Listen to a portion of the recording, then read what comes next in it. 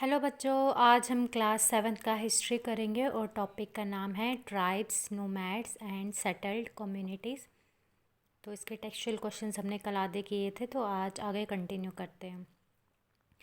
तो question 5th है, how was the administration of the Ahom state organised. तो जो अहोम स्टेट था उसका जो एडमिनिस्ट्रेशन था वो कैसे ऑर्गेनाइज था।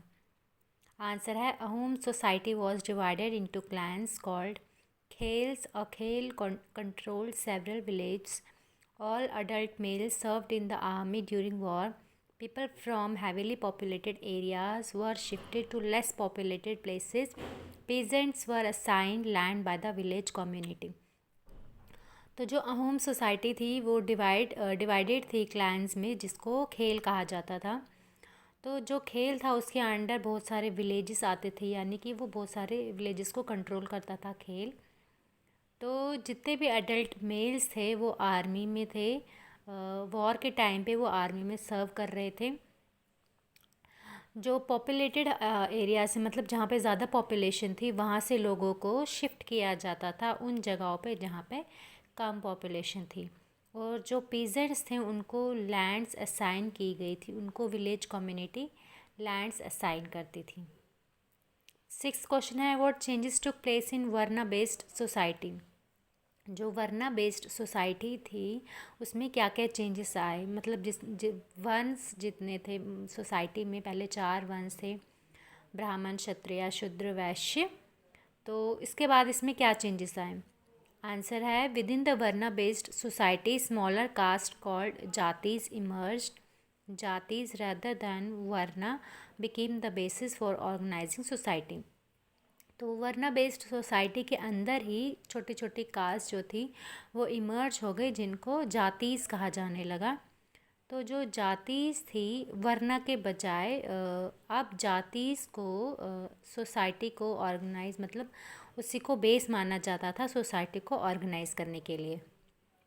7th है, how did tribal societies change after being organised into a state. तो जो ट्राइबल सोसाइटीज़ थी वो कैसे चेंज हुई जब उनको स्टेट में ऑर्गेनाइज किया गया, तो वो कैसे चेंज आई, मतलब उसमें कैसे चेंजेस आए। आंसर है, after being organised into a state tribal societies gradually got divided into unequal social classes. The leading families joined the ruling class while the others joined the lower जातीज़. जब tribal societies को state में organise किया गया तो क्या हो गया, उसमें अनइक्वल सोशल क्लास डिवाइड हो गए।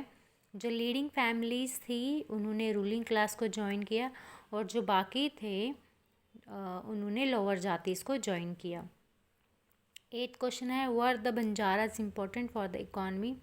जो बंजाराज थे वो क्या इकॉनमी के लिए इम्पोर्टेंट थे। आंसर है, the Banjaras were very important for the economy. They helped traders by working as carriers. At the same time, they carried on their own trade and also transported food grains for the Mughal army during their campaigns. जो बंजारास थे वे economy के लिए बहुत ज़्यादा important थे। उन्होंने traders की help की, कैसे, उनके लिए कैरियर्स बन गए थे वो, और उसी ही टाइम पे उन्होंने अपना खुद का ट्रेड भी शुरू किया। और क्या करते थे, फूड ग्रेन्स को ट्रांसपोर्ट करते थे, किन के लिए, मुग़ल आर्मी के लिए। जब मुग़ल आर्मी कोई कैंपेन करती थी तो उनके लिए जो बंजारास थे वो फूड ग्रेन्स ट्रांसपोर्ट करते थे। 9th क्वेश्चन है, in what ways was the history of the Gonds different from that of Ahoms, were there any similarities.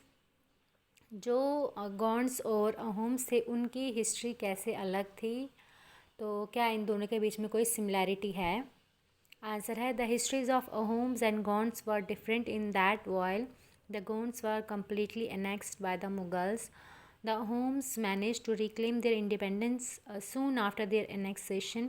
They were similar in the fact that both had risen from being small tribal communities to becoming powerful tribal states that modeled themselves on other centralized kingdoms. Ahoms और गोंड्स की histories अलग थी। जो गोंड्स थे उनको Mughals ने completely annex किया था, और जो होम्स थे उनका क्या था कि जब उनको अनेक्स किया गया तो उसी के बाद तुरंत बाद उन्होंने अपना इंडिपेंडेंस जो था वो रिक्लेम किया। दोनों के बीच में सिमिलरिटी ये है कि दोनों पहले स्मॉल ट्राइबल कम्युनिटी थे, फिर बाद में वो पावरफुल ट्राइबल स्टेट बन गए।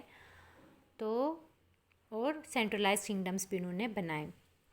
तो इसी के साथ हमारा ये चैप्टर भी ख़त्म होता है। Thank you.